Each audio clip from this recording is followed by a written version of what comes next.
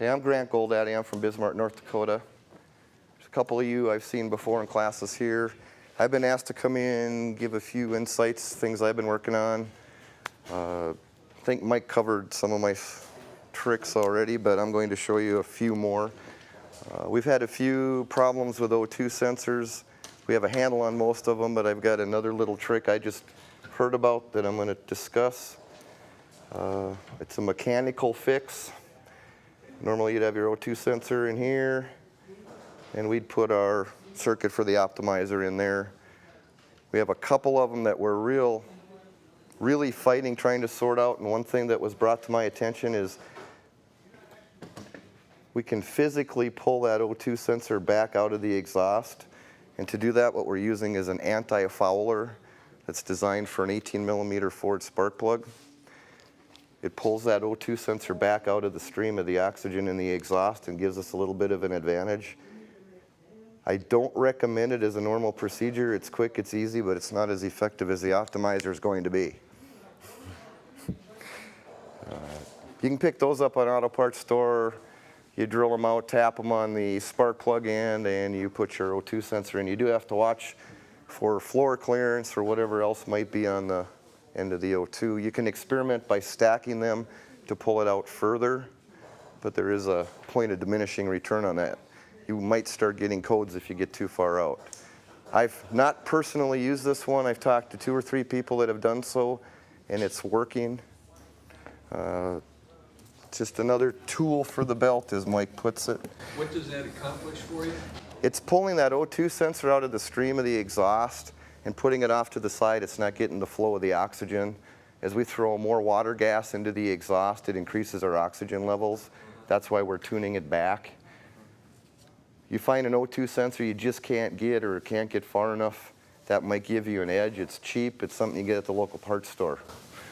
So it won't allow it to see as much oxygen. Right. It's out of the mainstream that way. What do they call that? It's an anti-fouler.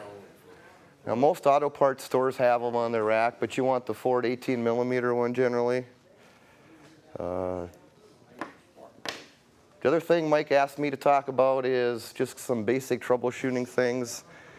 Most time we're having trouble with these kits, it's automatically blamed on the optimizer or the HAFC kit. It doesn't seem to matter what the problem with the car is, it's blamed on this. We're pushing the limits of the tuning as far as we can, so it does tend to bring out issues that are already there, but not necessarily triggering a check engine light.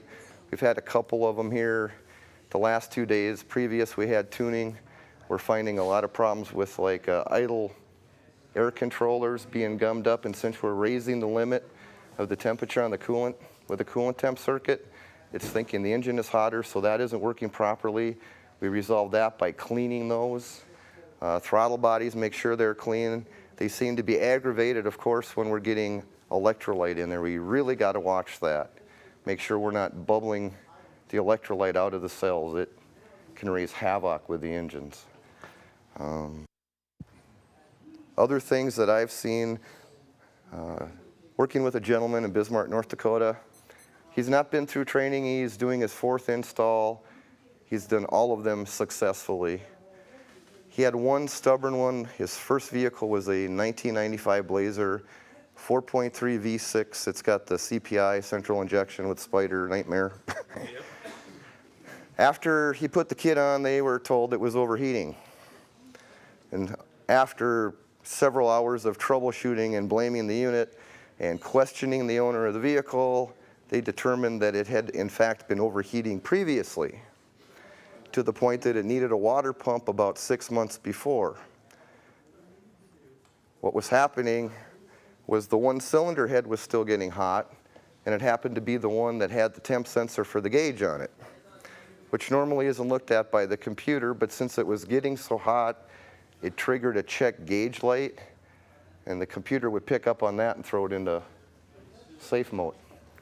So none of the optimizer was doing any good. They did the normal thing. They checked for pressure, assuming it was a cracked head, blown gasket. What it finally turned out being is when they had changed the water pump 6 months before, they put a water pump for a V-belt system on there instead of the serpentine, so the water pump was running the wrong direction. And the guy had put up with this for months, never paid attention, and then of course put on the kit, and it was assumed it was the kit. Other ones I've seen, some Ford pickups we had problems with. One had an aftermarket FIPK fuel injection performance kit, K&N filter. They used to advertise how they flow more air with a ½ inch of dirt than a paper one does new. Well, this guy tried it. It was totally plugged. It was dripping oil. That one there, the oil actually got into the intake air temp sensor and fouled it up. So we were getting erratic readings on the scan tool. You got to watch that. He also had EGR codes and other issues. Coolant temp sending units are quite often bad and often neglected. So make sure you scan and check things before you put the optimizer on. If we're having trouble with the engine beforehand, this is not going to fix it, it's going to complicate it. Any questions at this point? Or I'm trying to get through this quickly. We have a lot of cars to do. We had a lot of trouble the last 2 days, so we're trying to streamline the process. Those of you that have attended class might have seen something like this where we are putting vacuum into our crankcase, improved ring seal, crankcase evacuation reduces pumping losses, being the purpose for that. You can fabricate this, I suppose, 20 bucks and a little bit of time if you have the right equipment. Found something better that does the same thing. And it's a little stealthier. It's a really fancy PCV valve. I'll pass it around here. You put this in place of your PCV valve.